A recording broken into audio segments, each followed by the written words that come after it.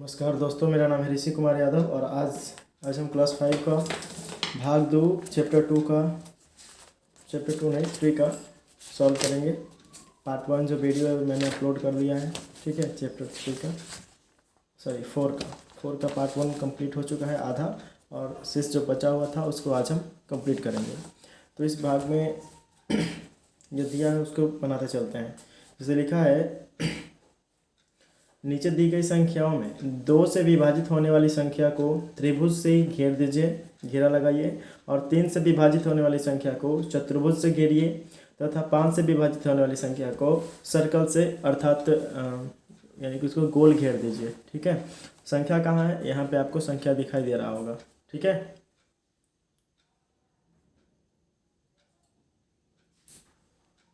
चलिए, तो इसको भागा लगा के देखते हैं। पहले 2 से लगाएंगे, 2 से कट जाएगा, तो इस प्रकार से आप क्या कर दीजिएगा, इसको घेर दीजिएगा।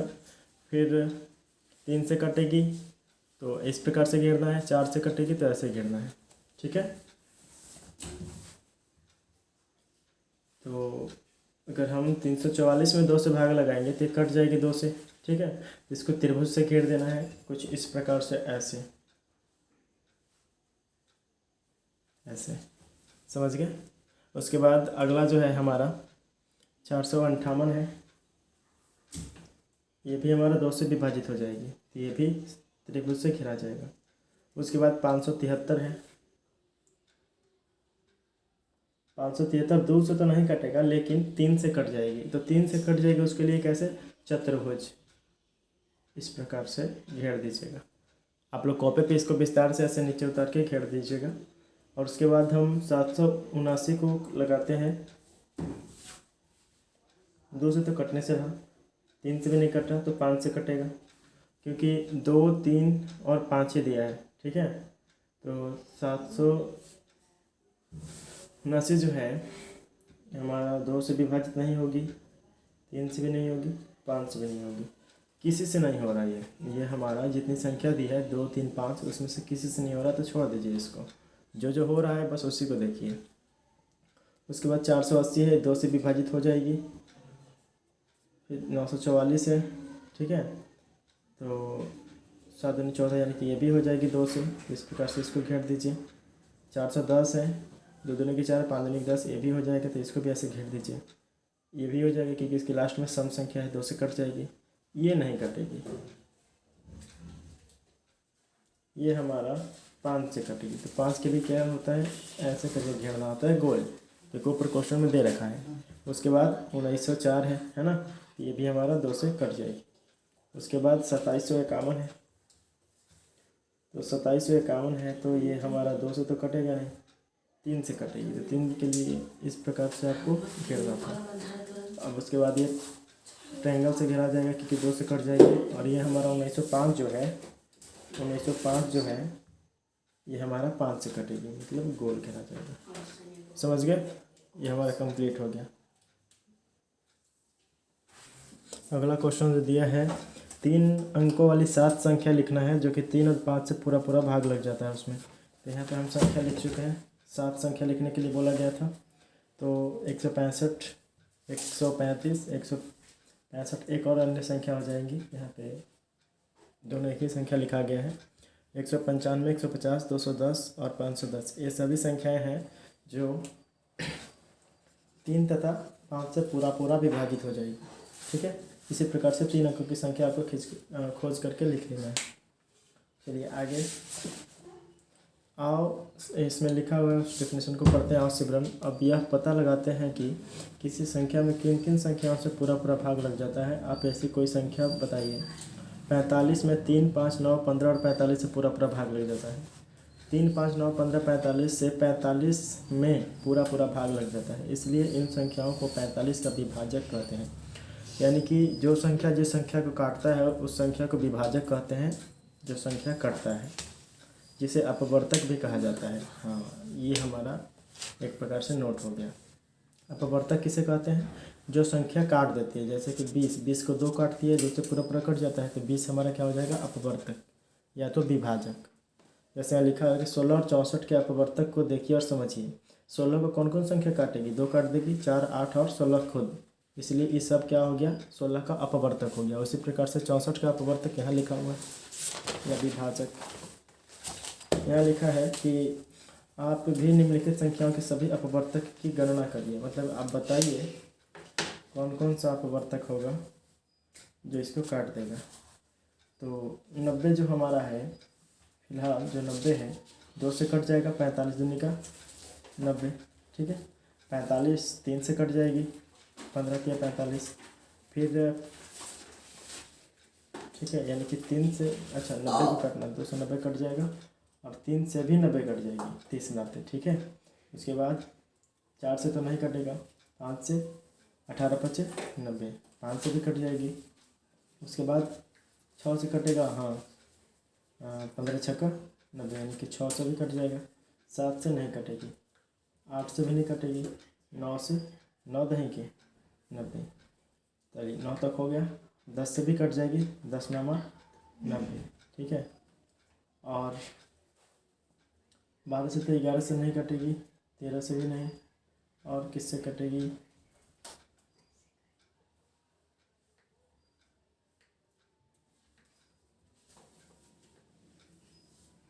15 से कट जाएगी, 15 से का 90। उसके बाद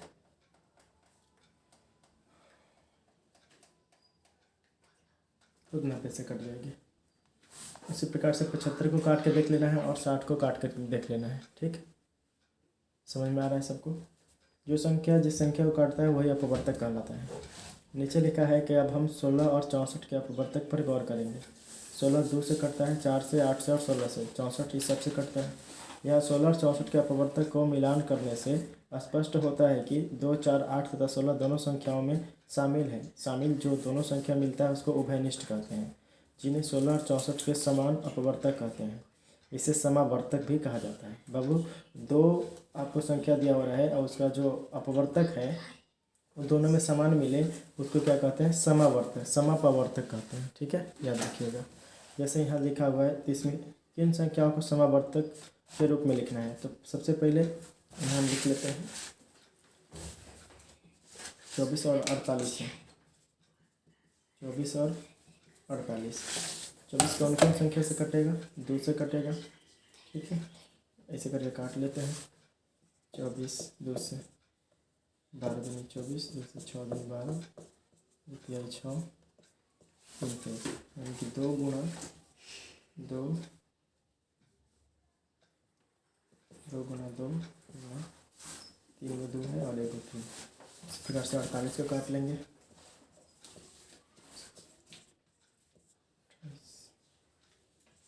24 दूनी 48, 12 दूनी 24, 6 दूनी 12, 9 6 2 गुना 2 गुना 2 गुना 3। कौची कौची मिल रहा है, एगो यहाँ 2 मिला, एगो ये 2 मिला, एगो ये 2 मिला, एगो 3 मिल गया। यानी क्या क्या मिला इसमें देखिए, जो मिला वही क्या हो जाएगा, समावर्तक हो जाएगी। इसमें मिला हमको 3 2 और 1 3, यानी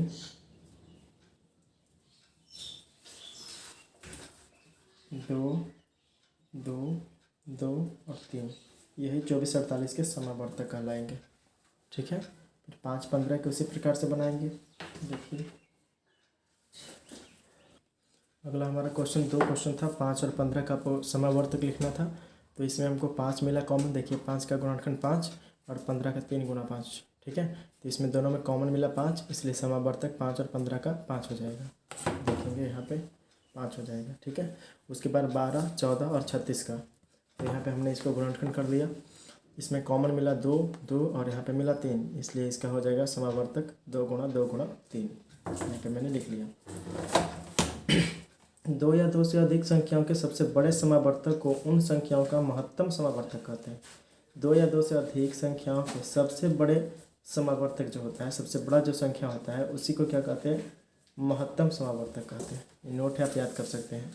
तब तो 16 और 64 का महत्तम समावर्तक 16 होगा, क्योंकि 16 और 64 का महत्तम समावर्तक क्या होगा, 16 होगा। ऐसे ही बताया जा रहा है इसमें डेफिनेशन। 40 को गुणनखंड किया गया है, इसका आया है। इसको किसके कौन कौन से रूप में लिख सकते हैं, 1 दूना 40, 2 गुना 20 यानी कि 20 दूनी की 40, 10 चौके 40, 8 5 40, इस प्रकार से लिख सकते हैं। अलावा 40 के गुणनखंड नहीं हो सकते हैं, यानी कि 40 का गुणनखंड कौन कौन रूप से हो सकता है उसी को लिखना था। भाज्य गुणनखंड किसी संख्या के ऐसा गुणनखंड जो भाज्य हो, यानी कि जो कट सकता है। 40 2 गुना 2 गुना 2 गुना 5 यानी 5 10 10 20 दूनी 40। अभाज्य गुणनखंड की सहायता से भी हम महत्तम समावर्तक निकाला जा सकता है। जानते हो 30 36 और 54 का महत्तम समावर्तक क्या होगा? संख्याओं के अभाज्य गुणनखंड में समान उभयनिष्ठ संख्याओं का गुणनफल इसका महत्तम समावर्तक कहलाता है। ये आप नोट याद कर लीजिए।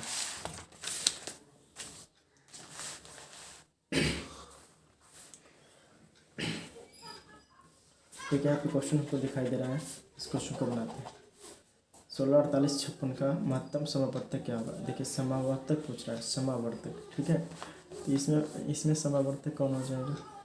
देखिए महत्तम समावर्तक क्या हो जाएगी? इन तीनों में क्या मिला? 2 और 3 मिला। देखिए 2 और 3, इसलिए इन दोनों को गुणा कर देंगे, वही हमारा क्या हो जाएगा? महत्तम समावर्तक हो जाएगा। उसी प्रकार से इसको बनाते हैं। इसका मतलब कि 16 48 56 का गुणनखंड कीजिएगा तो आपका आंसर सबसे महत्तम जो समावर्तक होगा वो 8 आएगा, क्योंकि इसमें भी 2 है, इसमें भी 2, इसमें भी 2, मतलब कॉमन 2 ही मिल रहा है, उसके अलावा कुछ नहीं। चलिए आगे।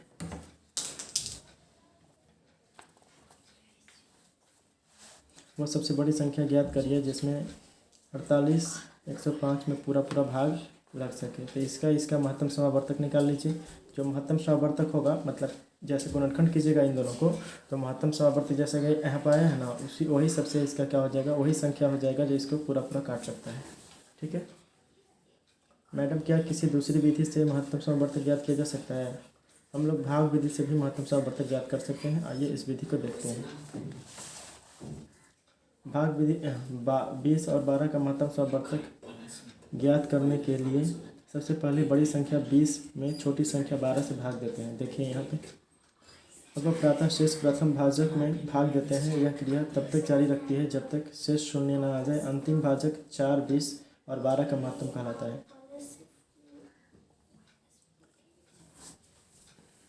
4 20 और 12 का भाजक कहलाता है।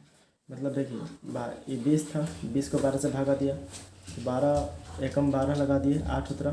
ठीक है, फिर क्या था? 12 यहाँ उतर गया। ठीक है, फिर 8 एकम 8 उतार दिया गया, फिर घटा दिया तो 4 बच गया। 4 में फिर 8 से भागा लगाएंगे तो 4 दूनी के 8। जो अंतिम में जो भाजक रहेगा वही इन दोनों का 12 और 20 का क्या कहलाएगा? महत्तम समावर्तक कहलाएगा। ठीक, देखिए ध्यान से। 20 को पहले 12 से भागा लगा दिया, उसी प्रकार से यहाँ शेष, जब तक शेष 0 ना आ जाए तब तक भागा लगाते रहना है, और जब शेष 0 आ जाएगा तो भाजक ही इन दोनों संख्याओं का क्या हो जाएगा? महत्तम समावर्तक। भाग विधि द्वारा इसको क्या कर बनाने के लिए बोल रहा है, तो बना लीजिएगा जैसे इसमें बनाया हुआ है। यह तो आपको बना के दिखाते हैं। एक सारा क्वेश्चन बनाएंगे तो बहुत वीडियो बड़ा हो जाएगा, उतना MB डाटा नहीं है। ठीक है, इसमें है 16 छोटा संख्या है और 20 बड़ा संख्या है। 16 में 20 से भागा लगाते हैं, 16 का 16 घट जाएगा तो बच जाएगा 4। 4 में 16 उतार दीजिए, 4 चौके 16 कट गया। 0 आ गया ना, यहाँ पे 0 आ गया तो भाजक कौन है? 4, यानी 16 और 20 के महत्तम समावर्तक कौन हो जाएगा? 4 हो जाएगा, बन गया। इसी प्रकार से गुणज क्या होता है? 3 का पहाड़ा में जितने भी टेबल्स आते हैं उसी को गुणज कहते हैं। इन पहाड़ों के देखने से स्पष्ट होता है कि किसी संख्या के क्रमशः 1 2 3 4 डैश डैश से गुणा करने पर जो संख्या प्राप्त होती है उनमें संख्या से पूरा पूरा भाग लग जाता है। सभी संख्याएं जिनमें दी गई किसी संख्या से पूरा पूरा भाग लग जाए वह दी गई संख्या के गुणज या अपवर्त्य कहलाती है। इसका मतलब हुआ कि 3 का पहाड़ा में सभी संख्याएं आती हैं। ठीक है, तो ये जो जितने भी संख्या है, मतलब 4 है, 4 का पहाड़ा में जितने भी संख्या रहेंगे वो 4 से पूरा पूरा कट जाएगा, तो पूरा पूरा कटने की प्रक्रिया को ही गुणज कहते हैं। ठीक है, 6 के अपवर्त्य यानी कि 6 के गुणज 6 12 18 24 30 36 ये सब हो सकता है। जो 6 से जो भी संख्या कट जाए वो गुणज या अपवर्त्य कहलाता है। तो 6 और 8 के समान अपवर्त्य समापवर्त्य -24 48 72 होगा।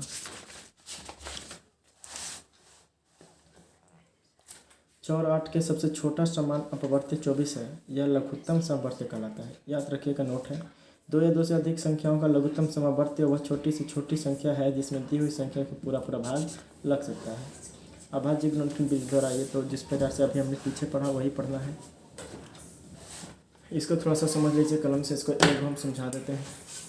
यहाँ कह रहा है कि लसा, ठीक है, यानी कि जो निकालने के लिए बोल रहा है, यानी कि इसका लघुत्तम निकालिए, ठीक है।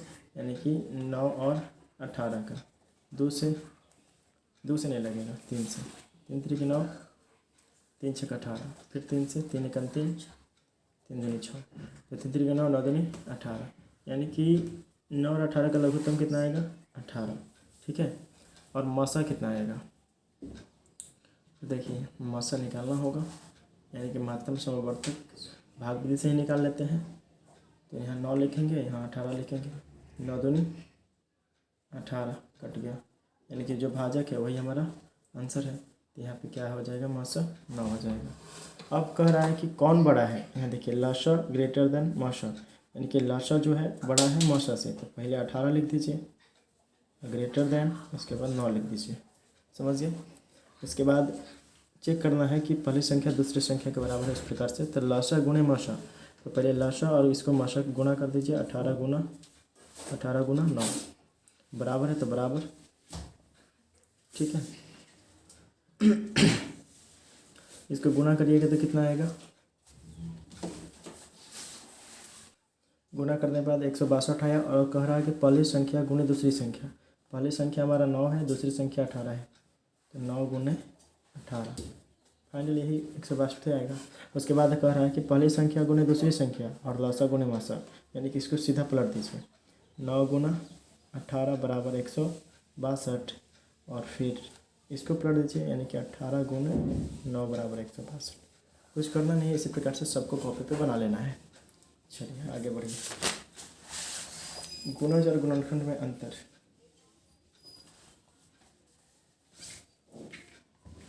तो यहाँ गुणज लिख के तीर का चिन्ह लगाइएगा और गुणज का ये डेफिनेशन लिख लीजिएगा, ठीक है। उसके बाद गुणनखंड का निशान लगाइएगा, ठीक है।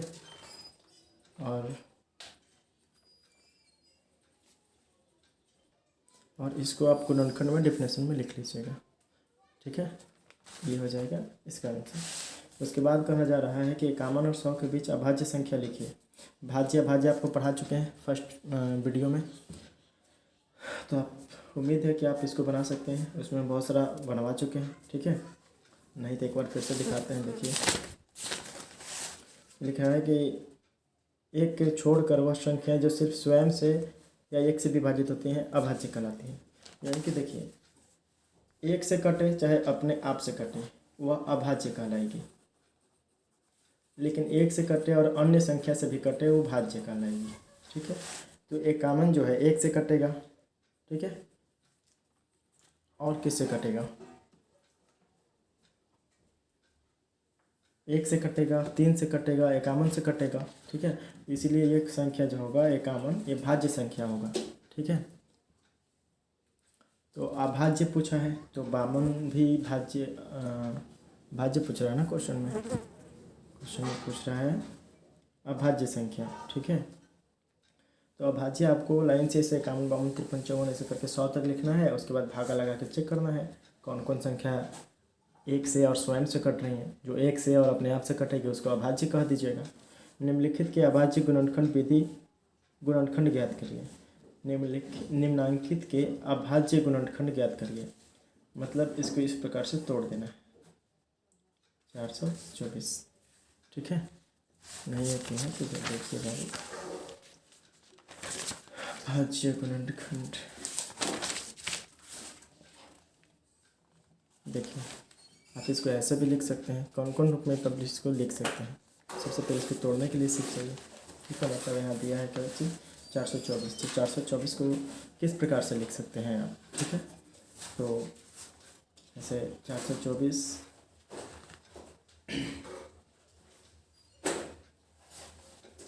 2 गुने 212 लिख देंगे तो हो जाएगा 424। उसी प्रकार से और क्या लिखा जा सकता है, 106 गुना 4 लिख सकते हैं। ठीक है, इसी प्रकार से आगे पूरा क्वेश्चन को सॉल्व कीजिएगा भागा दे करके। 4 12 18 का महत्तम समवर्तक ज्ञात करिए। देखिए इसको बना देते हैं। 4 12 18 का महत्तम क्या हो जाएगा? 4 12 18, 2 से 2 दूनी के 4, 2 कम 2, 2 छक्के 12, 2 तिहाई 6, 3 कम 3, 9 दूनी 18, 3 तिहाई 9 और 3 कम 3। क्या मिला हमको? 2 मिल रहा है। और क्या मिला? कुछ नहीं मिला। तो इसका क्या हो जाएगा? महत्तम समवर्तक 2 हो जाएगा। ठीक है, 3 9 36 का महत्तम समवर्तक, 3 9 36 का, तो 3 तो इसे हो गया, 9 का निकालते हैं, 3 3 के 9 और 36 का, 2 से 18 दूनी 36, 2 से 9 दूनी 18, 3 से 3 3 के 9 और 3 कम 3, यानी कि एगो 3 मिल रहा है सब में। तो इसका क्या हो जाएगा? आंसर 3 हो जाएगा। भाग विधि द्वारा 6 7 और 8 का लघुत्तम समवर्तक ज्ञात कीजिए। चलिए इसको निकाल के बताते हैं। इस प्रकार से हमने पहले भाग विधि से बना लिया तो हमको 1 प्राप्त हुआ। उसके बाद लघुत्तम से भी निकाल रहे हैं, ठीक मासों से भी निकाल रहे हैं, तो हमको 1 ही प्राप्त हो रहा है क्योंकि बीच में एक 7 आ जा रहा है। तो इसका आंसर क्या हो जाएगा? 1। उसके बाद बोल रहा है कि 5 6 और 9 के अभाज्य गुणनखंड निकालिए। उसके बाद लघुत्तम समवर्तक ज्ञात करिए। 5 6 और 9 के अभाज्य गुणनखंड निकालते हैं तो कितना आएगा? 5 का तो 5 ही रह जाएगा, 6 का चलिए निकाल लेते हैं यहाँ पे। इसका आंसर 3 हो जाएगा। क्यों? क्योंकि देखिए इस प्रकार से क्वेश्चन को आपको हल करना है अभाज्य गुणनखंड विधि द्वारा। ठीक है, लघुत्तम समवर्तक ज्ञात करने की विधियाँ जो हैं, सबसे पहले इसको तोड़ देना है अपने रूपों में। उसके बाद जो मैच कर रहा है, जो मिल रहा है, वही हमारा आंसर हो जाएगा। उसके बाद 11 22 और 121 का लघुत्तम समवर्तक निकालिए, यानी कि आप इसका लघुत्तम निकाल लीजिए, वही आपका आंसर हो जाएगा।